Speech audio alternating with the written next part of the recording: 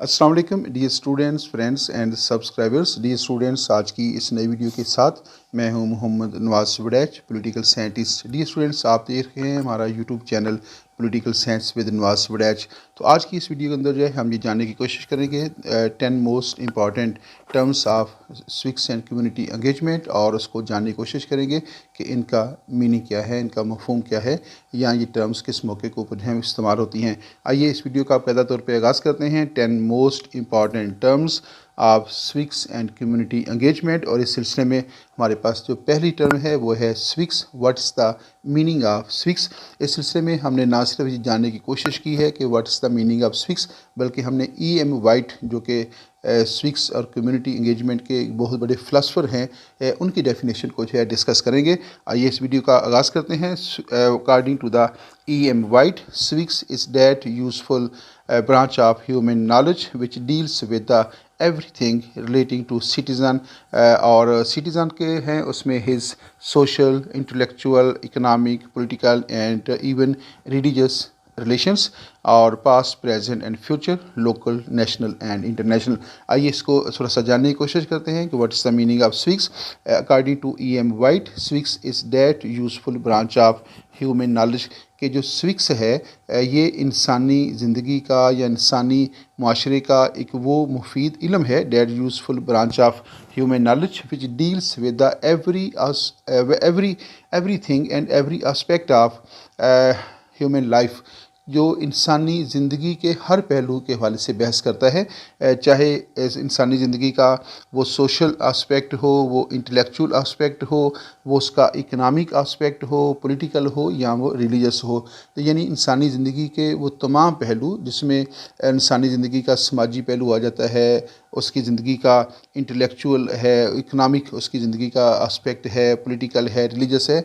तो सिविक्स जो है वो इंसानी ज़िंदगी के जितने भी पहलू हैं, जितने भी एस्पेक्ट्स हैं, उन तमाम के बारे में बात करता है। यानी जो सिविक्स का मजमून है उसमें इंसानी ज़िंदगी के समाजी सरगर्मियों के हवाले से भी बात की जाती है, उसकी मुआशी सरगर्मियों के हवाले से भी बात की जाती है, उसकी सियासी और मजहबी और इंटेलेक्चुअल जो सरगर्मियाँ हैं, जो उसके जो मामलात हैं, इन सब के बारे में बात की जाती है। गोया इंसानी ज़िंदगी का कोई ऐसा पहलू नहीं है जिसके मतलब सिविक्स जो है वो बात ना करता हो। तो दोबारा देखिएगा, civics is that useful branch of human knowledge which deals with the everything relating to citizens. और उसमें क्या जाता है कि सिटीज़न का social, intellectual, economic, political and even religious relations. और उसके बाद क्या है कि पास्ट, प्रेजेंट एंड फ्यूचर के हवाले से भी बात करता है। सिविक्स में ना सिर्फ इंसानी ज़िंदगी के मुख्तलिफ़ पहलुओं के बारे से बात की जाती है, बल्कि इंसानी ज़िंदगी और इंसानी जो इर्तिका है, उसका जो एवोल्यूशन है, सोसाइटी, फैमिली, कम्युनिटी और स्टेट, इन सारे जो अदारे हैं इनका माजी कैसा था, माजी में ये इदारे कैसे थे। मसलन फॉर द एग्ज़ाम्पल, माशरा जो है या स्टेट जो है ये आज से 100 साल पहले कैसा था, रियासत आज से 100 साल पहले कैसी थी, और आज कैसी है, और फ्यूचर के अंदर जो है कैसी होगी। तो सिविक्स जो है उसमें इंसानी ज़िंदगी के ना सिर्फ तमाम पहलुओं का जायज़ा लिया जाता है, बल्कि इंसानी ज़िंदगी का जो पास्ट है उसका भी जायज़ा लिया जाता है, जो प्रेजेंट है, हाल जो है, इसका भी जायज़ा लिया जाता है, और इसके साथ साथ आने वाले वक्त के बारे में भी जाना जाता है कि कल रियासत कैसी थी, आज रियासत कैसी है, और आने वाले वक्त में रियासत की नेचर, उसकी हैसियत, उसका स्टेटस क्या होगा, उसकी पावर्स क्या होंगी, उसके फंक्शंस क्या होंगे। तो जो सिविक्स है, आप यूँ समझें कि इंसानी ज़िंदगी के तमाम पहलुओं का अहाता करता है, चाहे उनका तल्लक पास्ट के साथ हो, चाहे उनका तल्लक ज़माना हाल के साथ हो, या उनका तल्लक जो है वो मुस्तक़बिल के साथ हो। इसके अलावा जो है इंसानी ज़िंदगी के जो लोकल मामलात हैं, लोकल गवर्नमेंट से जो चीज़ें रिलेटेड होती हैं, या जिस लोकेलिटी के अंदर वो रह रहा होता है, गांव, देहात, ज़िला, वार्ड, यूनियन कौंसल, इस लेवल के मामलात को भी सिविक्स में ज़ेर बहस लाया जाता है। और इसके अलावा नेशनल लेवल के जो मामलात हैं, कौमी सतह के जो मामलात हैं, जो कौमी सियासत है, कौमी समाज है, जो किसी भी रियासत का जो कौमी कल्चर होता है, तमाम किस्म की जो कौमी सतह की सरगर्मियाँ होती हैं, इल्म शरियत जो है, जो सिविक्स है, उसमें इस बात के ऊपर भी बहस की जाती है। और इसके अलावा जो है इंसान जो है, जो इंडिविजुअल है, वो चूँकि इंटरनेशनल कम्युनिटी का भी जो है वो मेंबर होता है, तो लिहाजा इंटरनेशनल लेवल के ऊपर भी मामलात को देखा जाता है। तो चाहे किसी मामले का तल्लक लोकल लेवल के साथ हो, यानी यूनियन काउंसिल के साथ हो, चाहे उस मामले का तल्लक रियासत की कौमी ज़िंदगी से मुतल्लक हो, चाहे उसका तल्लक पूरी दुनिया के मामलात के साथ हो, स्विक्स जो है इंसानी ज़िंदगी के तमाम पहलुओं का मुकम्मल अहाता करता है। आइए नेक्स्ट देखते हैं हमारे पास दूसरी टर्म कौन सी है, स्विक्स। द टर्म स्विक्स, यानी ये जो टर्म स्विक्स है इसको ड्राइव कहाँ से किया गया है, आइए देखते हैं। The term civics is derived from the two Latin words civis and civitas. तो वो कहता है कि जो टर्म स्विक्स है ये दो लैटिन वर्ड्स हैं, एक है स्विस और दूसरा है सिविटास, इनसे जो है इसको ड्राइव किया गया है। The term civics is derived from the two Latin words, ये लतीनी ज़ुबान के दो अल्फाज हैं, एक है स्विस CIVIS और दूसरा है सिविटास। इन दोनों अल्फाज से जो है स्विक्स की टर्म जो है वो ड्राइव की गई है। और इसमें जो स्विस है, स्विस मीन्स सिटीज़न, स्विस का मतलब है शहरी यानी लोग, और सिविटास का मतलब है सिटी और सिटी स्टेट। तो जो स्विक्स है that is derived from the two Latin words Swiss and Civitas. Swiss means individuals or citizens and Civitas means city state. तो आइए देखते हैं कि स्विक्स यानी अगर स्विक्स जो है उसमें से वर्ड स्विस का मतलब है सिटीज़न और सिविटास का मतलब है सिटी स्टेट, तो फिर स्विक्स का क्या मफहूम निकलेगा उसको देखते हैं। Civics means the study of conditions and problems of A city state and citizen.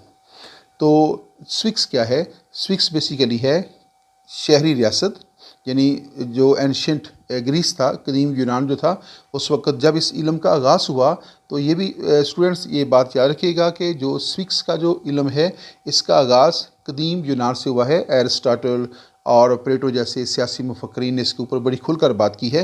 तो उस वक्त जो है जो रियासत का जो अदारा था उसको सिटी स्टेट कहते थे, क्योंकि उस वक्त रियासत जो है रकबे के अतबार से और आबादी के अतबार से बहुत छोटी होती थी। तो रकबे और आबादी के अतबार से छोटी रियासतों को जो है उस दौर में सिटी स्टेट कहा जाता था। लेकिन आज के दौर में जो है सिटी स्टेट का कंसेप्ट तकरीबन ख़त्म हो चुका है और आज के दौर में रकबे और आबादी के अतबार से बड़ी रियासतें हैं और वो नेशनल स्टेट्स कहलाती हैं। तो वो सिटी स्टेट और सिटीजन्स की ज़िंदगी के जितने भी मामलात हैं, जितने भी प्रॉब्लम्स हैं, उनकी ज़िंदगी की कोई भी हालत है, उनकी ज़िंदगी का कोई भी आस्पेक्ट है, वो सोशल है, इकोनॉमिक है, पॉलिटिकल है, कल्चरल है, वो रिलीजियस है, तो स्विक्स जो है एक वो मज़मून है, ये एक ऐसा इल्म है जिसमें हम शहरी और शहरी ज़िंदगी के जितने भी मामलात हैं और उसकी जितने भी मसाइल हैं सबका जो है वो ज़ेर बहस लाते हैं, उनका अहाता करते हैं और उसके ऊपर बात की जाती है। तो गोया स्विक्स एक ऐसा इल्म है जिसमें इंसानी ज़िंदगी के तमाम आस्पेक्ट्स को, इंसानी ज़िंदगी की तमाम कंडीशंस को और इंसानी ज़िंदगी के तमाम जो प्रॉब्लम्स हैं ना सिर्फ उनको डिस्कस किया जाता है बल्कि उन प्रॉब्लम्स का हल क्या है इसके ऊपर भी बात की जाती है। आइए नेक्स्ट टर्म की चलते हैं। हमारे पास नंबर 3 टर्म है पार्टिसिपेटरी सिटीज़नशिप। तो हम जानने की कोशिश करते हैं कि what is the meaning of participatory citizenship. तो पार्टिसिपेटरी सिटीज़नशिप जो है means the active involvement of individuals in formulating the decisions and policies that affect their lives and community। तो जो सिटीज़न्स हैं उनकी तरफ से रियासत की जो डिसीजन मेकिंग प्रोसेस होता है या पॉलिसी मेकिंग जो बॉडी होती है उसके अंदर एक्टिवली पार्टिसिपेट करना, और इस तरह पार्टिसिपेट करना कि वो उस सिस्टम के ऊपर असरअंदाज हो सकते हों। तो ऐसी जो शहरी होते हैं उनको पार्टिसिपेटरी सिटीज़नशिप कहा जाता है। यानी पार्टिसिपेटरी सिटीज़नशिप ये है कि शहरियों का रियासत के जो लॉ मेकिंग प्रोसेस है, रियासत का जो पॉलिसी मेकिंग प्रोसेस है या रियासत का जो डिसीजन मेकिंग प्रोसेस है उस पर असरअंदाज होना और उसमें पार्टिसिपेट करना और उसमें इन्वॉल्व होना, ये है पार्टिसिपेटरी सिटीज़नशिप। दोबारा इसको देखिएगा, participatory citizenship means the active involvement, यानी शहरियों का, सिटीजन्स का रियासत के डिसीजन मेकिंग, पॉलिसी मेकिंग और जो लॉ मेकिंग है उस प्रोसेस के अंदर एक्टिवली इन्वॉल्व होना, एक्टिवली पार्टिसिपेट करना, ये है participatory citizenship of the individuals to formulate the decisions and policies that affect their lives। यानी रियासत की तरफ से या हुकूमत की तरफ से वो पॉलिसीज़ और वो डिसीजंस और वो लॉज जो शहरियों की ज़िंदगी पर असरात मुरतब करते हों या कम्युनिटी की जो लाइफ है उस पर असरअंदाज होते हों, तो उस लॉ मेकिंग और उस डिसीजन मेकिंग और उस पॉलिसी मेकिंग पर इस तरह असरअंदाज होना शहरियों का, इस तरह उसके अंदर पार्टिसिपेट करना, एक्टिवली पार्टिसिपेट करना कि वो जो कवानीन बन रहे हैं और वो जो पॉलिसीज़ बन रही हैं उनके जो असरात हैं वो शहरियों की ज़िंदगी पर मुस्बत असरात मरतब हों। कोई ऐसा कानून ना बन जाए, कोई ऐसी पॉलिसी ना बन जाए जो शहरियों के लिए नुकसानदेह हो। तो रियासत के शहरियों का, सिटीज़न्स का लॉ मेकिंग, पॉलिसी मेकिंग के अंदर एक्टिवली पार्टिसिपेट करना, उसके ऊपर नज़र रखना और उसका जायज़ा लेना कि कहीं ऐसा कानून ना बन जाए कि जो उनके लिए नुकसानदेह हो। तो रियासत के लोगों का उसमें इस तरह पार्टिसिपेट करना जो है वो पार्टिसिपेटरी सिटीज़नशिप कहलाता है। लेकिन ये बात भी याद रखिएगा कि ये जो पार्टिसिपेटरी सिटीज़नशिप है इसका तल्लुक़ बरह रास्त जमहूरियत के साथ है। बरह रास्त जमहूरियत से मुराद ये है कि ये जमहूरियत के साथ इसका तल्लुक़ है। ऐसी सोसाइटीज़ जो अनडेमोक्रेटिक होती हैं, जहाँ पे डिक्टेटरशिप होगी, जहाँ पे मोनार्की होगी, वहाँ पे पार्टिसिपेटरी सिटीज़नशिप का कोई कंसेप्ट नहीं है। तो पार्टिसिपेटरी सिटीज़नशिप जो है ये सिर्फ़ एक डेमोक्रेटिक कल्चर के अंदर हो सकती है, डेमोक्रेटिक पॉलिटिकल सिस्टम के अंदर हो सकती है। जो अनडेमोक्रेटिक पॉलिटिकल सिस्टम होते हैं या जहाँ पे मोनार्की होगी, जहाँ पे डिक्टेटरशिप होगी या डिक्टेटरशिप की कोई भी शक्ल होगी, वहाँ पे पार्टिसिपेटरी सिटीज़नशिप का कोई कंसेप्ट नहीं है। आइए नेक्स्ट पॉइंट की तरफ चलते हैं। हमारे पास नंबर 4 है सिविक एंगेजमेंट। बहुत इंपॉर्टेंट टर्म है और अमूमन ये जो है वो आपके पेपर का हिस्सा भी बन जाती है। सिविक एंगेजमेंट क्या है? Can be described as the participation and involvement. तो एंगेजमेंट जो है that means participation and involvement.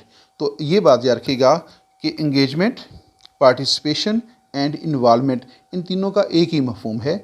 यानी engagement means participation and engagement also means involvement। यानी शहरियों का किसी चीज़ के अंदर शामिल हो जाना, किसी मामले के अंदर शरीक होना, किसी मामले के अंदर मसरूफ़ हो जाना। तो engagement का लफ्ज़ भी इस्तेमाल हो सकता है, पार्टिसिपेशन का और इन्वॉल्वमेंट का। ये आपने खुसूसी तौर पे याद रखना है। यानी जो एग्ज़ामिनर आपका है वो आपसे ये पूछ सकता है कि what is the meaning of civic engagement, और दूसरा वो पूछ सकता है कि what is the meaning of civic participation और सिविक इन्वॉल्वमेंट। तो ये एक ही चीज़ है। तो आपने ये इसको खुद जो है ज़हनशीन रखना है। आइए चलते हैं इसका मफहूम जानने की कोशिश करते हैं। Civic engagement can be described as the participation and involvement of citizens in community life to improve the living conditions of others. और दूसरा क्या है? It includes the wide range activities of political actions like voting etcetera. Citizen engagement क्या है? Can be described as the participation and involvement of citizens in the community life. शहरियों का यानी citizens का अपनी कम्युनिटी लाइफ के अंदर participate करना, अपनी कम्युनिटी लाइफ के अंदर इंगेज होना, इन्वॉल्व होना जो है, उसकी सरगर्मियों के अंदर शामिल होना, उसके ऊपर नज़र रखना कि कम्युनिटी के अंदर क्या हो रहा है, क्या नहीं हो रहा, क्या होना चाहिए, कैसे होना चाहिए। इन चीज़ों के अंदर पार्टिसिपेट करना, इनके अंदर दिलचस्पी लेना, इनके अंदर इन्वॉल्व होना जो है लोगों का, ये सिविक एंगेजमेंट कहलाता है। तो ये जो लो लेवल है, लो लेवल से मुराद ये है कि जो लोकल लेवल के जो मामलात होते हैं, जो कम्युनिटी लेवल के जो मामलात होते हैं, उनके अंदर सिटीजन्स का यानी मुकामी लोगों का अपने मसाइल के बारे में जो है वो अवेयरनेस रखना, अपने मामलात के बारे में अवेयरनेस रखना, अपने जो उनके लोकल लेवल पे जो राइट्स होते हैं उनकी अवेयरनेस रखना, लोकल लेवल की जो ड्यूटीज़ हैं उनकी अवेयरनेस रखना और उनको परफॉर्म करना, ये है सिविक एंगेजमेंट। तो एक अच्छी सोसाइटी को डेवलप करने के लिए ज़रूरी होता है कि लोग जो हैं, जो शहरी हैं, जो इंडिविजुअल्स हैं, जो सिटीजन्स हैं, वो अपने मामलात के ऊपर नज़र रखते हों कि उनके क्या मामलात हैं, क्या उनके प्रॉब्लम्स हैं और इन प्रॉब्लम्स को कौन से रियासती इदारों के ज़रिए वो हल कर सकते हैं। तो ये चीज़ें जो हैं ये सिविक एंगेजमेंट कहलाती हैं। इसके अलावा इनको सिविक पार्टिसिपेशन या सिविक इन्वॉल्वमेंट भी कहा जाता है। To improve the living condition of others. देखिए, जो सोसाइटी है उसमें हर शख्स दूसरे शख्स के लिए काम कर रहा होता है। यानी हम अपने लिए काम नहीं कर रहे, हम दूसरे शख्स के लिए काम कर रहे हैं, दूसरे हमारे लिए काम कर रहे होते हैं। आपने कम्युनिटी लाइफ के अंदर पार्टिसिपेट करना है। क्यों करना है? To improve the conditions of others, दूसरे लोगों, आपने इस तरह जो कम्युनिटी लाइफ है उसके अंदर इस अंदाज से पार्टिसिपेट करना है कि आपकी जो सलाहियतें हैं, आपके अंदर जो एबिलिटी है, उसके ज़रिए आप दूसरे लोगों के लिए सहूलत पैदा करें, दूसरे लोगों को फैसिलिटेट करें, उनकी ज़िंदगी के अंदर को बेहतरी लाने की कोशिश करें, अपनी सर्विसेज पेश करें, ऐसे मामलात को आगे लेकर चलें जिससे सोसाइटी का कलेक्टिवली जो है फ़ायदा हो, कम्युनिटी का कलेक्टिवली फ़ायदा हो। यानी आप अपनी ज़ात के लिए काम नहीं करेंगे, आपने पूरी कम्युनिटी के लिए काम करना है और पूरी सोसाइटी के लिए काम करना है। तो किसी भी इंडिविजुअल का पूरी सोसाइटी की बेहतरी के लिए, उसकी वेलफेयर के लिए, उसकी तरक्की के लिए, उसकी खुशहाली के लिए, उसके जो प्रॉब्लम्स हैं, जो उस कम्युनिटी के प्रॉब्लम्स हैं, उस सोसाइटी के जो प्रॉब्लम्स हैं, उनको सॉल्व करने के लिए अपनी खिदमात पेश करना, उसके अंदर शामिल होना, दिलचस्पी लेना, ये कहलाता है सिविक एंगेजमेंट और सिविक पार्टिसिपेशन, या फिर इसको सिविक इन्वॉल्वमेंट भी कहते हैं। और ये जो ब्लैक में लिखा हुआ है, it includes the wide range activities of political actions like voting. अब जो सिविक एंगेजमेंट है ये बेसिकली है पार्टिसिपेशन ऑफ सिटीजन्स। तो इसके मुख्तलिफ लेवल हैं। एक लेवल तो इसका है लोकल लेवल का, यानी अपनी जो कम्युनिटी है, जिस गांव में वो रहता है, जिस वो यूनियन काउंसिल में रहता है, जिस महल्ले में वो बात है, तो वहाँ के जो मामलात हैं उनके अंदर उसका पार्टिसिपेट करना, इन्वॉल्व होना, ये सिविक एंगेजमेंट कहलाता है। लेकिन इसको थोड़ा सा अगर फैलाया जाए तो कम्युनिटी से फिर ये बात बाहर निकलती है, ये पूरी सोसाइटी की बात हो जाती है। तो पूरी सोसाइटी की बेहतरी के लिए काम करना, और फिर अगर इसको वसी लेवल पे देखा जाए, रियासती लेवल के ऊपर देखा जाए, तो फिर इंडिविजुअल्स का रियासती मामलात के अंदर, रियासत की सरगर्मियों के अंदर जो है पार्टिसिपेट करना, ये जो है वो सिविक एंगेजमेंट कहलाता है। और रियासत की जितनी भी सरगर्मियाँ होती हैं उसमें रियासत की सबसे बड़ी जो एक्टिविटी होती है वो है इलेक्शन। तो शहरियों का इलेक्शन में शामिल होना, इलेक्शन की सरगर्मियों के अंदर शामिल होना, वोट कास्ट करना, हुकूमत की गलत पॉलिसियों को जो है वो तनकीद का निशाना बनाना और उसके ख़िलाफ़ प्रोटेस्ट करना, सियासी जमातों में बतौर कारकुन शामिल होना, अपनी सियासी जमात बनाना, ये सारा जो है वो सिविक एंगेजमेंट कहलाता है। यानी सिविक एंगेजमेंट जो है वो लोकल लेवल से लेकर वो नेशनल लेवल तक है। तो इवन के आप इसको कह सकते हैं कि वो इंटरनेशनल लेवल के ऊपर भी है कि शहरियों का लोकल लेवल के मामलात में पार्टिसिपेट करना, शहरियों का कौमी और सियासी और रियासती मामलात के अंदर पार्टिसिपेट करना, और शहरियों का पूरी दुनिया के मामलात को के लिए भी पार्टिसिपेशन करना, उसमें दिलचस्पी लेना, ये सारा जो है मतलब वो सिविक एंगेजमेंट कहलाता है। तो आइए नेक्स्ट पॉइंट की तरफ चलते हैं। हमारे पास नेक्स्ट पॉइंट है नंबर 5, पॉलिटिकल पार्टिसिपेशन। तो पॉलिटिकल पार्टिसिपेशन जो है इसका तलब भी डेमोक्रेटिक सिस्टम के साथ है। दुनिया में वो ममालिक जहाँ पे डेमोक्रेसी पाई जाती है, डेमोक्रेटिक वैल्यूज़ पाई जाती हैं, डेमोक्रेटिक कल्चर पाया जाता है, वहाँ पे पॉलिटिकल पार्टिसिपेशन का जो लेवल है वो बहुत हाई होता है। और जो मुल्क जितना कम डेमोक्रेटिक होगा वहाँ पे पॉलिटिकल पार्टिसिपेशन भी इतनी कम होगी। और जो अनडेमोक्रेटिक कंट्रीज़ हैं, जहाँ पे मोनार्की है, जहाँ पे डिक्टेटरशिप है, या कम्युनिज्म है, सोशलिज्म है, फाशिज्म है, तो वहाँ पे पॉलिटिकल पार्टिसिपेशन जो है इतनी ही कम हो जाती है। आइए जानने की कोशिश करते हैं कि what is the meaning of political participation. Includes those actions and activities the citizens takes influence the political system such as voting, protesting and join political parties। यानी शहरियों का ऐसे मामलात के अंदर शरीक होना, ऐसे मामलात के अंदर दिलचस्पी लेना जिसके ज़रिए वो पॉलिटिकल सिस्टम पर असर अंदाज हो सकते हों, अपने अपने असरात मरतब कर सकते हों, यानी पॉलिटिकल सिस्टम को वो कुछ करने के ऊपर मजबूर कर सकते हों जो वो ख़ुद चाहते हैं, यानी और उस काम से रोक दें जो वो समझते हैं कि ये काम नहीं होना चाहिए। तो पॉलिटिकल सिस्टम जो है जब डिसीजन मेकिंग कर रहा होता है, लॉ मेकिंग कर रहा होता है, पॉलिसी मेकिंग कर रहा होता है, तो इंडिविजुअल्स का उसके अंदर इतनी दिलचस्पी लेना कि उनको पता हो कि कौन सा लॉ बनने वाला है, कौन सी पॉलिसी बनने वाली है, कौन से डिसीजन आने वाले हैं। और अगर वो समझते हैं कि ये जो डिसीजन होने जा रहे हैं, ये जो पॉलिसी बनने जा रही है, ये मुल्की मफादात के भी ख़िलाफ़ है और ये अवाम के मफादात के भी ख़िलाफ़ है, तो फिर उसके ऊपर वो असरअंदाज होकर उस पॉलिसी को या उस डिसीजन को मुल्की मफादात के मुताबिक उसको ढालने के लिए और अवाम के जो इज्तमाई मफादात हैं उसके मुताबिक ढालने के लिए उस पर सिस्टम पर असरअंदाज होना, ये है पॉलिटिकल पार्टिसिपेशन। तो पॉलिटिकल पार्टिसिपेशन के कई टूल्स हैं, कई तरीके हैं। उसमें सबसे जो बेस्ट है वो है वोटिंग। वोटिंग के ज़रिए जो है आप सियासी अमल के ऊपर असरअंदाज हो सकते हैं। वोटिंग के ज़रिए लोगों ने फैसला करना होता है कि कौन लोग उनके ऊपर हुकूमत करेंगे, और जो गवर्नमेंट ऑलरेडी काम कर रही होती है उसको चेंज करना ये वोटिंग का जो है काम होता है। तो वोटिंग के ज़रिए ना सिर्फ आप एक नई हुकूमत बनाते हैं, बल्कि पहले से काम करने वाली हुकूमत को अगर उसकी कारकर्दगी ठीक ना हो तो फिर उसको वो तब्दील भी कर देते हैं। तो दोबारा इसको देखिएगा डेफिनेशन को।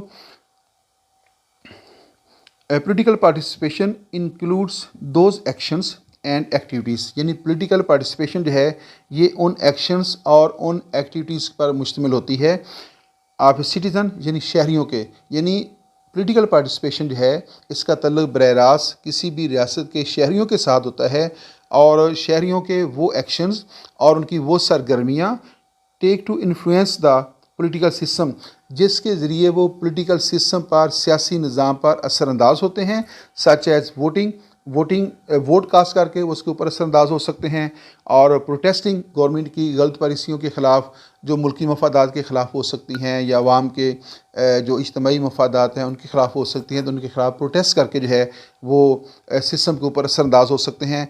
And to join political parties, और वो मुख्तलिफ़ पॉलिटिकल पार्टीज़ में ज्वाइन होकर भी असरअंदाज हो सकते हैं। तो ये जो सारा अमल है वो कहलाता है पॉलिटिकल पार्टिसिपेशन। और मैंने आपको बता दिया कि पॉलिटिकल पार्टिसिपेशन का तल्लुक़ जो है सिर्फ़ और सिर्फ एक जमहूरी निज़ाम हुकूमत के साथ होता है। जो गैर जमहूरी सियासी निज़ाम होते हैं उनका पॉलिटिकल पार्टिसिपेशन के साथ कोई तल्लुक़ नहीं होता। मिसाल के तौर पर सऊदी अरब जो है वहाँ पे मोनार्की पाई जाती है, बादशाहत पाई जाती है, तो वहाँ पे के लोग जो हैं उनको पॉलिटिकल राइट्स हासिल नहीं हैं, और वो उस तरह जो है वो सियासी निज़ाम पर असरअंदाज नहीं हो सकते जिस तरह एक जमहूरी रियासत के अंदर अवाम जो हैं वो सियासी निज़ाम पर असरअंदाज हो सकते हैं। वो पॉलिसी मेकिंग के ऊपर असरअंदाज हो सकते हैं, वो डिसीजन मेकिंग के ऊपर असरअंदाज हो सकते हैं, और वो लॉ मेकिंग पर भी असरअंदाज हो सकते हैं, वो इलेक्शन पर असरअंदाज हो सकते हैं, वो नई हुकूमत बनाने और पहले से कायम हुकूमत को तब्दील करने के ऊपर असरअंदाज हो सकते हैं। लेकिन वो मुल्क जहाँ पे मोनार्की पाई जाती है, बादशाहत पाई जाती है, वहाँ पे लोगों को पॉलिटिकल राइट्स हासिल नहीं होते, यानी वो सियासी निज़ाम पर उस तरह असरअंदाज नहीं हो सकते जिस तरह के किसी जमहूरी माशरे के अंदर लोग जो हैं वो सियासी निज़ाम पर असरअंदाज हो सकते हैं। नेक्स्ट हमारे पास दो टर्म्स हैं, उनको कलेक्टिवली हम डिस्कस करेंगे। The first one is called aristocracy and the second one is called oligarchy. आइए देखते हैं कि what is the meaning of aristocracy and oligarchy and what is the difference between aristocracy and oligarchy. आइए इसको जानने की कोशिश करते हैं। अरिस्टोक्रेसी क्या है? Is a form of government.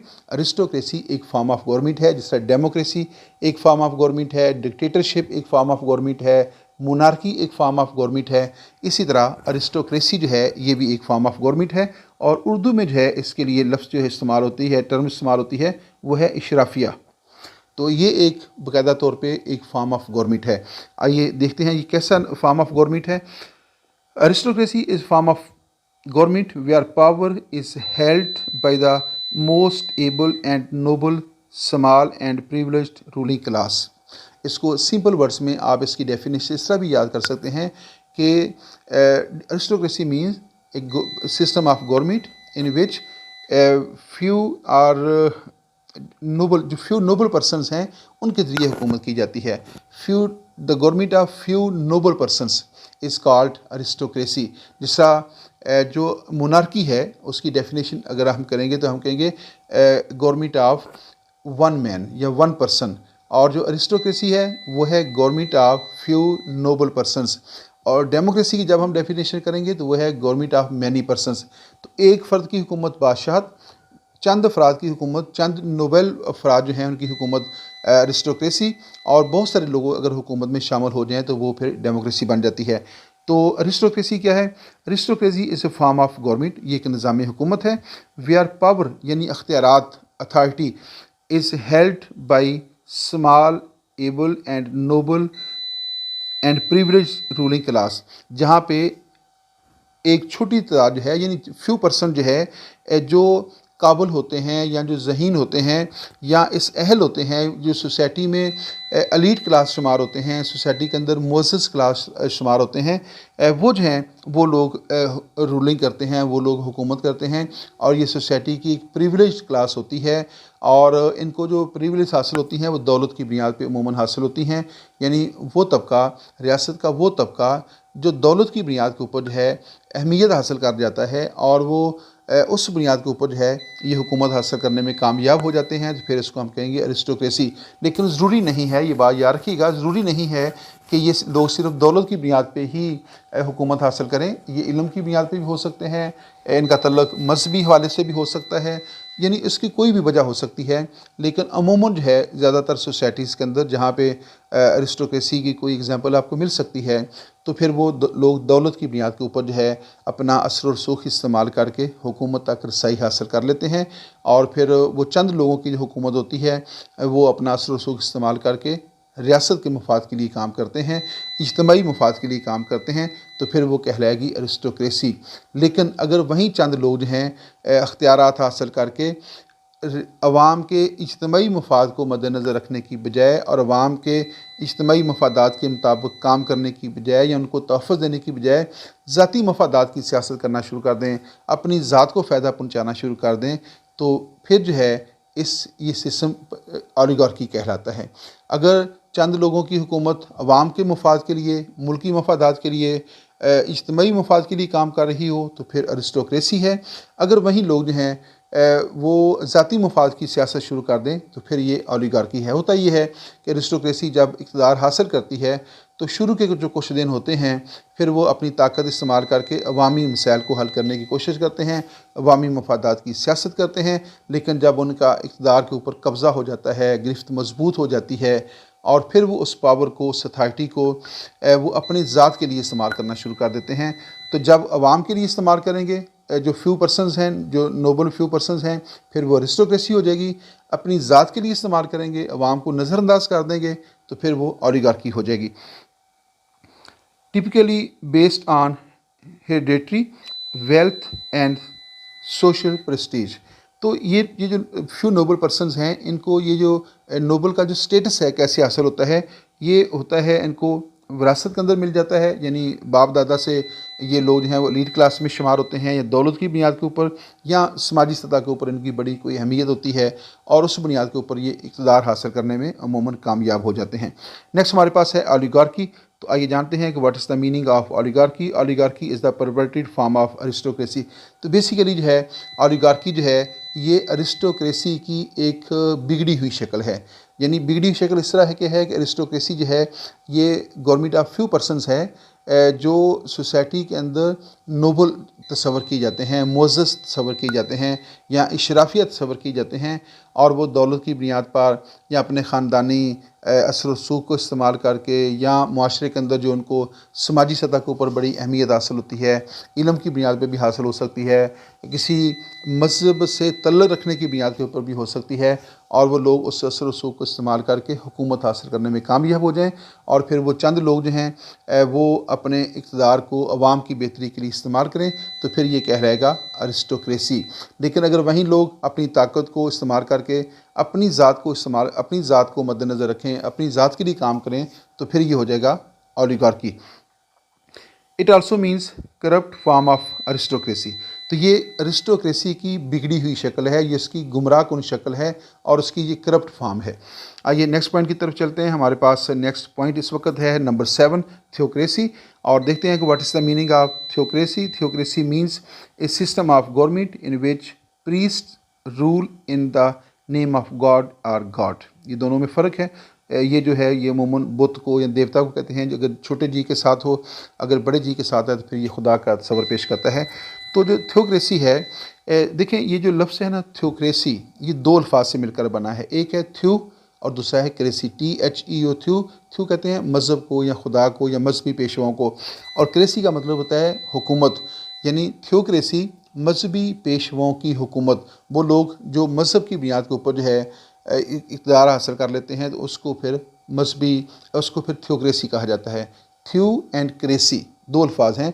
Cracy means हुकूमत, इक़्तिदार या ताकत, और थ्यू का मतलब होता है मजहबी पेशवा, देवता या मजहबी लोग या मज़हब के मायनों में इस्तेमाल होता है। तो दोनों को अगर मिला के पढ़ा जाए थ्योक्रेसी, तो ये मजहबी पेशवाओं की हुकूमत, ये आम सा इसका मफ़हूम है। तो देखिएगा, means a system of government, यानी थ्योक्रेसी भी एक निज़ाम हुकूमत है इन विच प्रीस्ट, जो मजहबी पादरी हैं ईसाइयत के अंदर जो है, जो मजहबी तबका है, जो चर्च के अंदर काम लोग करते हैं, तो वो प्रीस्ट कहलाते हैं, यानी मजहबी पेशवा हैं, प्रीस्ट कहते हैं, पोप भी कहते हैं। लेकिन ये ज़रूरी नहीं है कि ये ईसाइयत के अंदर ही हो, लेकिन चूँकि इसका आगाज़ वहाँ से हुआ था, ये किसी भी मज़हब के अंदर हो सकता है। ये किसी भी मज़हब के अंदर जो है, जो मजहबी तबका है वो अपना असर रसूख इस्तेमाल करके अगर इक़्तिदार में आ जाता है, तो फिर वो थ्योक्रेसी में मोमन कहा जाता है। लेकिन इसका चूँकि आगाज़, इसका तल्लुक़ बरह रास्त ईसाई मज़हब के साथ था, तो लिहाजा इसलिए प्रीस्ट की टर्म जो है यहाँ पे इस्तेमाल की गई है।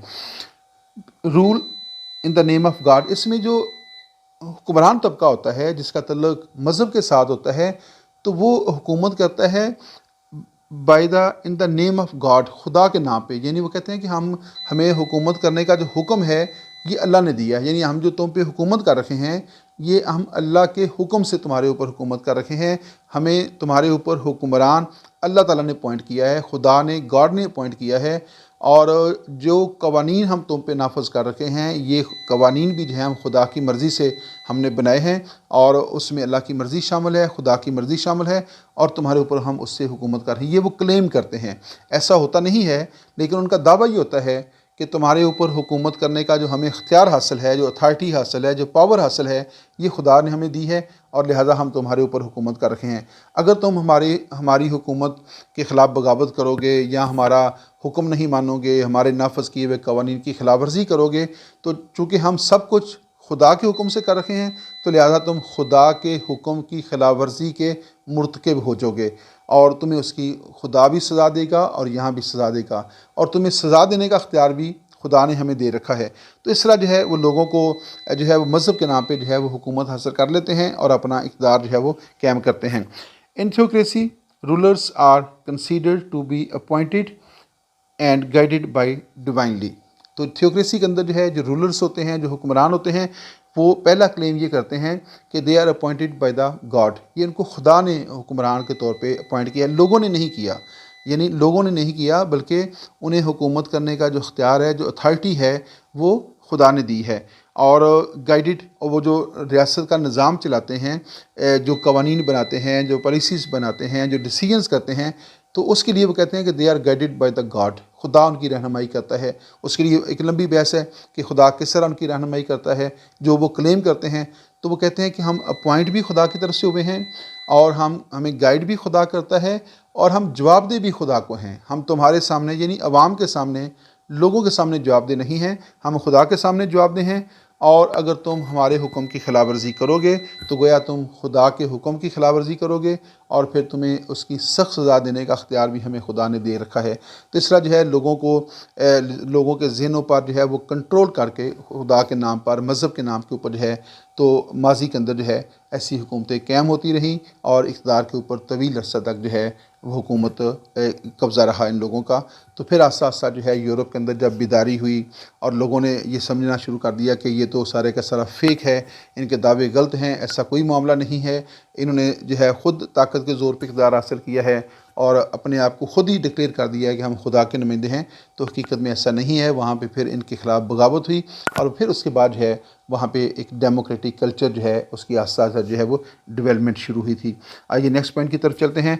NGOs, ये बहुत इंपॉर्टेंट टर्म है पॉलिटिकल साइंस के अंदर, स्विक्स के अंदर, या आम ज़िंदगी के अंदर ये बहुत ज़्यादा इस्तेमाल होती है, इसको जानना बहुत ज़रूरी है। NGO means non governmental organisations. देखिए, दो तरह की ऑर्गेनाइजेशंस होती हैं। एक गवर्नमेंटल ऑर्गेनाइजेशंस होती हैं, यानी हुकूमती इदारे होते हैं, तंजीमें होती हैं। दूसरी नॉन गवर्नमेंटल ऑर्गेनाइजेशंस होती हैं। जिस तरह पुलिस एक गवर्नमेंटल ऑर्गेनाइजेशन है, पार्लियामेंट एक गवर्नमेंटल ऑर्गेनाइजेशन है, जुडिशरी है, सुप्रीम कोर्ट है, हाई कोर्ट है, ये सारी की सारी क्या हैं, गवर्नमेंटल ऑर्गेनाइजेशंस हैं। इस तरह जो है कुछ इदारे ऐसे होते हैं, कुछ तंजीमें ऐसी होती हैं जो आवाम की बेहतरी के लिए या उनकी फ़लाह बहबूद के लिए, उनकी वेलफेयर के लिए काम कर रही होती हैं, लेकिन वो गवर्नमेंटल नहीं होती, वो नॉन गवर्नमेंटल कहलाती हैं। तो नॉन गवर्नमेंटल ऑर्गेनाइजेशन यानी NGOs का मतलब है गैर हुकूमती तंजीमें या अदारे। आइए इसके बारे में मज़ीद कुछ जानने की कोशिश करते हैं। NGOs are non governmental and non profitable organisations. तो जो NGOs होती हैं, यूँ समझ लें कि ये जो है वो ऑनररी काम करती हैं for the welfare of the people. किसी भी रियासत के लोगों की तालीम की हालत को बेहतर करने के लिए, उनकी हेल्थ की हालत को बेहतर करने के लिए, या उनके दीगर जो मसाइल हैं उनको हल करने के लिए वो अपनी सर्विसेज पेश करते हैं और रज़ाकराना तौर पे सर्विसेज पेश करते हैं। उसके बदले में वो कोई मुआवजा नहीं लेते, और इस तरह जो है वो गैर रियासती और गैर हुकूमती इदारे जो हैं वो शुमार होते हैं, नॉन गवर्नमेंटल ऑर्गेनाइजेशंस होते हैं, which work independently of any government. तो इसका मतलब है कि जो NGOs होती हैं, उनकी जो पॉलिसीज़ होती हैं, उनके जो डिसीजंस होते हैं, जो वो कर रहे हैं, उनका गवर्नमेंट के साथ कोई तल्लुक़ नहीं होता। हर NGOs ने अपना एजेंडा, अपना मैनिफेस्टो खुद तैयार किया होता है, और उस NGO के ऑब्जेक्टिव्स क्या हैं, वो कौन से ऑब्जेक्टिव्स अचीव करना चाहती है, कैसे करना चाहती है, ये सारा तरीक़ेकार उनका अपना होता है। और गवर्नमेंट जो है उसके साथ जो है उनका कोई तल्लुक़ नहीं होता। गवर्नमेंट सिर्फ इन NGOs को अपने मुल्क के अंदर काम करने की इजाज़त देती है। तो ख़ास तौर पे जो डेवलपिंग कंट्रीज़ होते हैं, जैसे पाकिस्तान है, बांग्लादेश है, श्रीलंका है, तो इन मुल्कों के अंदर जो है NGOs का स्कोप बहुत ज़्यादा है, और ये तालीम के अंदर भी काम करते हैं, हेल्थ के अंदर काम करते हैं, या दीगर जो सोशल रिफॉर्म्स हैं उसके अंदर NGOs जो हैं बहुत इंपॉर्टेंट रोल जो है अदा कर रखी हैं। लेकिन बाज़ का जो है ये NGOs जो होती हैं वो अवामी खिदमत के नाम पर दरअसल उस मुल्क के मफादात के ख़िलाफ़ भी काम कर रही होती हैं। तो लिहाजा जो हुकूमत वक्त होती है उनके लिए बहुत ज़रूरी होता है कि NGO की सरगर्मियों के ऊपर नज़र रखे, और ऐसी NGOs को बैन कर दिया जाए जो मुल्की मफादात के ख़िलाफ़ काम कर रही होती हैं, या रियासत की जो नज़रियाती सरहदें हैं उनको नुकसान पहुँचाने की कोशिश कर रही होती हैं, या लोगों के माइंड सेट को चेंज करने की कोशिश कर रही होती हैं। तो ऐसी NGOs के ऊपर नज़र होनी चाहिए, और जहाँ भी ऐसी कोई लीकेज नज़र आए तो वहाँ पे उनके ऊपर पाबंदी लगा देनी चाहिए और उनको मुल्क से निकल जाने का हुक्म देना चाहिए। इनमें से बड़ी जो NGOs होती हैं वो इंटरनेशनल लेवल के ऊपर काम करती हैं, जिन्हें उनका हेडक्वार्टर तो किसी एक मुल्क में होगा, बाकी उनका नेटवर्क जो है पूरी दुनिया में फैला होता है। तो इस तरह की बहुत सारी NGOs हैं जो इंटरनेशनल लेवल के ऊपर काम कर रही होती हैं। उनका हेडक्वार्टर अमेरिका में हो सकता है, बरतानिया में, स्विट्ज़रलैंड में हो सकता है, लेकिन उनका जो नेटवर्क होगा वो पूरी दुनिया में फैला होगा। वो NGOs पाकिस्तान में भी काम कर रही होती हैं, बांग्लादेश में भी, इंडोनेशिया में, मलेशिया में, अफ़गानिस्तान में, सऊदी अरब में। तो इन मुल्कों के अंदर जो है ये काम कर रही होती हैं। ज़्यादातर ये डेवलपिंग कंट्रीज़ में काम करती हैं, और ज़्यादा काम इनका जो है वो एजुकेशन के अंदर होता है, हेल्थ के अंदर होता है, या दीगर जो सोशल रिफॉर्म्स होती हैं या इकनॉमिक रिफॉर्म्स हैं उस वाले से ही काम कर रहे होते हैं। नेक्स्ट पॉइंट की तरफ चलते हैं। हमारे पास नेक्स्ट पॉइंट है नंबर 9, और नंबर 9 है लिबरलिज़म। आइए जानने की कोशिश करते हैं कि what is the meaning of liberalism. तो लिबरलिज़म क्या है जी? Is a political and moral philosophy. तो लिबरलिज़म जो है एक पॉलिटिकल फ़िलासफ़ी भी है, एक इकनॉमिक मॉरल फ़िलासफ़ी भी है, और ये एक इकनॉमिक फ़िलासफ़ी भी है। तो क्या है? Based on the rights of individuals. तो लिबरलिज़म जो है इस फ़लसफ़े की बुनियाद या इस फ़िलासफ़ी की बुनियाद जो है रखी गई है राइट्स ऑफ द इंडिविजुअल्स, शहरियों के हुकूक़ के हवाले से, और उनकी लिबर्टी, उनकी आज़ादियाँ क्या होनी चाहिए। इसके अलावा कंसेंट ऑफ द गवर्नड, यानी जिन लोगों के ऊपर हुकूमत की जाती है उन लोगों की कंसेंट के ऊपर करनी चाहिए। ये जमहूरियत के अंदर होता है, यानी जमहूरियत जो है वो लोगों को ये इख्तियार देता है कि जिन लोगों के ऊपर हुकूमत की जाए तो हुकूमत करने वाले लोग उनकी मर्ज़ी के होने चाहिए। इलेक्शन के अंदर लोग यही फैसला करते हैं। इलेक्शन के अंदर लोग इस बात का फैसला करते हैं कि उनके ऊपर अगले 5 साल या अगले 4 साल कौन हुकूमत करेगा। तो लोग वोट के ज़रिए इस बात का फैसला कर लेते हैं। तो उसके बाद क्या है कि पॉलिटिकल इक्वालिटी। तो जो लिबरलिज़म है it also means political equality, यानी तमाम लोगों के जो पॉलिटिकल राइट्स हैं और जो उनकी जो पॉलिटिकल ड्यूटीज़ होंगी वो इक्वल होंगी। किसी किस्म का उनके साथ डिस्क्रिमिनेशन नहीं होगा मज़हब की बुनियाद के ऊपर, जेंडर की बुनियाद के ऊपर, कल्चर की बुनियाद के ऊपर, लैंग्वेज की बुनियाद के ऊपर या रेस की बुनियाद के ऊपर उनके साथ किसी किस्म का डिस्क्रिमिनेशन नहीं होगा। रियासत में रहने वाले जो तमाम लोग हैं वो किसी भी मज़हब के हैं, किसी भी जेंडर के हैं, किसी भी रेस के हैं, उन सब के पॉलिटिकल राइट्स हम इक्वल होंगे। तो ये जो लिबरलिज़म है it talks about the consent of the governed and political equality, right to private property. और जो लिबरलिज्म है ये लोगों को राइट टू प्राइवेट प्रॉपर्टी यानी ज़ाती मलकियत, प्राइवेट प्रॉपर्टी रखने की इजाज़त देता है और उसको अपनी मर्ज़ी से इस्तेमाल करने की इजाज़त भी देता है। और उसके बाद लिबरलिज्म का मतलब है इक्वालिटी बिफोर द लॉ, यानी लिबरलिज्म का मतलब है कानून की नज़र में सब लोग बराबर हैं। अब दोबारा इसको सुन लीजिएगा, लिबरलिज्म क्या है? लिबरलिज्म से मुराद ये है कि अगर किसी रियासत के अंदर कानून की नज़र में लॉ की सामने जो है सब लोगों का स्टेटस बराबर हो, यानी उसमें किसी किस्म की डिस्क्रिमिनेशन ना हो, कानून सब के लिए हो, अमीर के लिए भी, गरीब के लिए भी, रेडी वाले के लिए भी, कारखाने वाले के लिए भी, एक चौकीदार के लिए भी और प्रेसिडेंट ऑफ द पाकिस्तान के लिए भी। अगर रियासत के तमाम शहरियों के लिए एक ही कानूनी ढांचा है, अगर रियासत के तमाम शहरियों के लिए एक ही अदालती निज़ाम है, इट मीन्स कि वहाँ पे लिबरलिज्म पाया जाता है। और इसके अलावा क्या है? राइट टू प्राइवेट प्रॉपर्टी, लोगों को प्राइवेट प्रॉपर्टी रखने की इजाज़त दी जाती है। तो गोया जो लिबरलिज्म है वो डेमोक्रेसी को भी सपोर्ट करता है और लिबरलिज्म जो है वो सरमायादाराना निज़ाम की बात करता है, वो कम्युनिज़म को और सोशलिज़म को रिजेक्ट कर देता है। या आप यूँ कह सकते हैं कि जो लिबरलिज्म है वो सोशलिज़म और कम्युनिज़म के अगेंस्ट है। और बेसिकली आपको मैं थोड़ा सा सिंपल सा बता देता हूँ कि जो वेस्टर्न डेमोक्रेटिक सिस्टम है, सेकुलरिज्म और लिबरलिज्म, ये बेसिकली एक ही चीज़ है। या इसको थोड़ा सा और फैला दिया जाए, कैपिटलिज्म, लिबरलिज्म, सेकुलरिज्म और डेमोक्रेसी ये एक साथ चलते हैं। जिस मुल्क में आप जितने भी यूरोपियन कंट्रीज़ हैं जहाँ पे डेमोक्रेसी पाई जाती है, वहाँ पे डेमोक्रेसी भी होगी, वहाँ पे लिबरलिज्म भी होगा, वहाँ पे सेकुलरिज्म भी है, वहाँ पे इंडिविजुअलिज्म भी होगा। ये इंडिविजुअलिज्म भी यही है। तो ये सारी जो थेरीज़ हैं ये इंटरकनेक्टेड हैं, इनका एक दूसरे के साथ बड़ा गहरा ताल्लुक है। तो उसमें पॉलिटिकल राइट्स की भी इक्वलिटी होगी, राइट टू प्राइवेट प्रॉपर्टी भी होगा और कंसेंट ऑफ द गवर्नड, जिन लोगों के ऊपर हुकूमत की जाती है उन लोगों की मर्ज़ी से हुकूमत की जाएगी, उनके ऊपर ज़बरदस्ती आकर कोई हुकूमत नहीं कर सकता। तो ये जो सारी चीज़ें हैं इट मीन्स के लिबरलिज्म है। लिबरलिज्म का मतलब है एक ऐसा सियासी निज़ाम या एक ऐसा मुआशी या अखलाकी निज़ाम जिसमें तमाम इंडिविजुअल्स के राइट बराबर हों, उनको आज़ादी हासिल हो और उनकी मर्ज़ी के मुताबिक इलेक्शन के ज़रिए उनके ऊपर हुकूमत की जाए, उनकी पॉलिटिकल इक्वलिटी हो और राइट टू प्राइवेट प्रॉपर्टी भी हो और इक्वलिटी बिफोर द लॉ भी हो। और लास्ट हमारे पास टर्म है, चूँकि हमने इसमें 10 टर्म शामिल की थी, वो है सॉवरेनिटी। सॉवरेनिटी का मतलब होता है इक़्तिदार आला, यानी आला ताकत। तो sovereignty is the fourth essential element of the state. Simple सी डेफिनेशन तो आप ये कर सकते हैं कि व्हाट इज़ द सॉवरेनिटी। आप बता सकते हैं कि sovereignty is the fourth essential element of the state.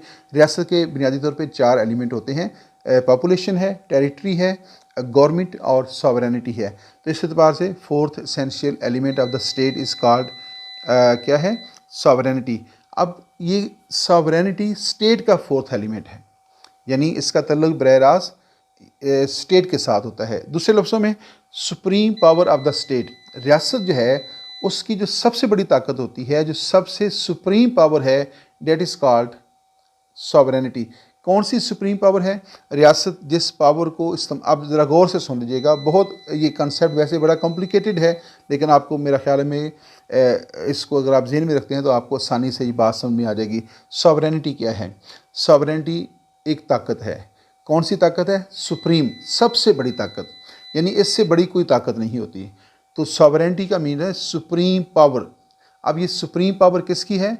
ज़हन में रखिएगा कि हम वेस्टर्न फ़िलासफ़ी पढ़ रहे हैं, तो वेस्टर्न फ़िलासफ़ी के मुताबिक या वेस्टर्न स्कूल ऑफ थाट के मुताबिक क्या है? Sovereignty is the supreme power of the state. ये रियासत की सबसे बड़ी ताकत होती है और रियासत की ये वो बड़ी ताकत होती है जिसको इस्तेमाल करके नंबर 1 रियासत कानून बनाती है, नंबर 2 रियासत कवानीन को नाफज करती है, नंबर 3 रियासत खिलाफवर्जी कवानीन की खिलाफवर्जी करने वालों को सज़ा देती है, नंबर 4 रियासत अपनी हदूद के अंदर लॉ एंड आर्डर को मेंटेन करती है और नंबर 5 रियासत अपनी सरहदों का दिफा करती है। ये 5 काम जिस ताकत को इस्तेमाल करके रियासत सर अंजाम देती है, उस ताकत को, उस पावर को सॉवरेनिटी कहा जाता है। यानी सॉवरेनिटी रियासत की सुप्रीम पावर है जिसे इस्तेमाल करके रियासत कवानीन बनाती है, कवानीन को नाफज करती है, खिलाफ वर्जी करने वालों को सज़ा देती है। रियासत अपनी हदूद के अंदर लॉ एंड आर्डर को मेंटेन करती है और लोगों के जो स्टेट और जो इंडिविजुअल्स हैं उनके रिलेशनशिप को मेंटेन करती है और कवानीन की खिलाफ वर्जी करने वालों को सज़ा देती है और फिर रियासत अपनी बैरूनी सरहदों का दिफा करती है।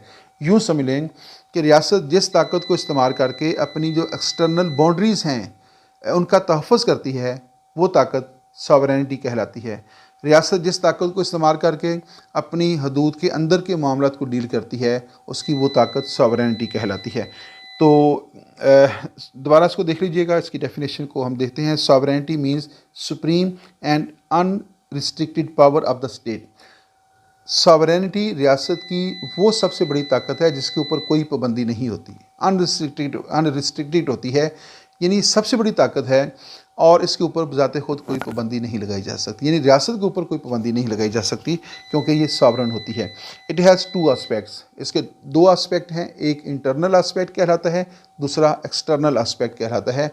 रियासत की वो सॉवरेनिटी जिसको इस्तेमाल करके रियासत अपनी हदूद के अंदर के मामलात को डील करती है, रियासत की वो पावर जो है वो इंटरनल सॉवरेनिटी कहलाती है। और जिस ताकत को इस्तेमाल करके रियासत अपनी खारजी सरहदों का दिफा करती है, बैरूनी सरहदों का दिफा करती है या अपने मुल्क को, अपने शहरियों को बैरूनी हमलावरों से महफूज बनाती है, तो रियासत की वो जो सुप्रीम पावर है उसको एक्सटर्नल सॉवरेनिटी कहा जाता है। ये स्टूडेंट यहाँ पे इस वीडियो का ख़त्म होता है। इस वीडियो के मतलब कोई आपका क्वेश्चन हो तो आप यूट्यूब चैनल के इनबॉक्स में जाकर जो है वो क्वेश्चन कर सकते हैं। आप बराह रास्त भी जो है क्वेश्चन कर सकते हैं। हम कोशिश करेंगे कि आपके सवालात का जो है वो भरपूर तरीके से जवाब दिया जाए ताकि ये जो बुनियादी टर्म्स हैं स्विक्स एंड कम्युनिटी एंगेजमेंट की, उसके बारे में आपका जो कंसेप्ट है वो क्लियर हो और आपको पेपर अटैम्प्ट करने में स्विक्स और कम्युनिटी एंगेजमेंट को या पॉलिटिकल साइंस को समझने में जो है आसानी हो जाए। जहाँ भी कोई प्रॉब्लम होगा हम आपके साथ हैं, हम आपको हर तरह से गाइड करेंगे, आपकी रहनुमाई करेंगे और आपसे भी हमें इस सिलसिले में बहुत कुछ सीखने का मौका भी मिल जाता है। तो बेसिकली जो है हम आपसे सीख रहे होते हैं और हम अपने जो हमारा मामूली सा इल्म होता है वो आप तक पहुंचाकर आपकी भी रहनुमाई करने की कोशिश करते हैं।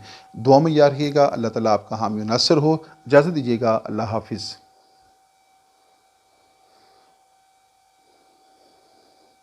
Thanks for watching my YouTube channel.